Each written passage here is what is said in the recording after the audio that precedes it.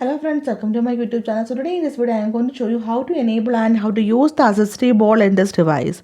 To enable Assistive ball in this device, for this go to settings and tap on the option additional settings.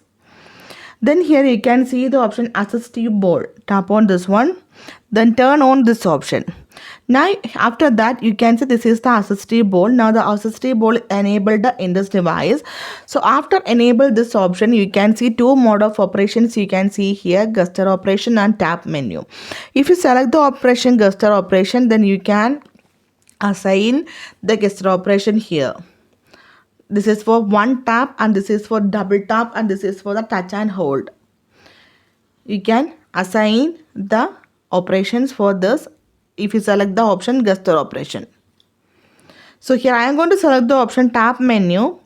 So only for the one tap you can see this much of operations. You can see here this is the back menu, screenshot, recent application, lock the device and home button.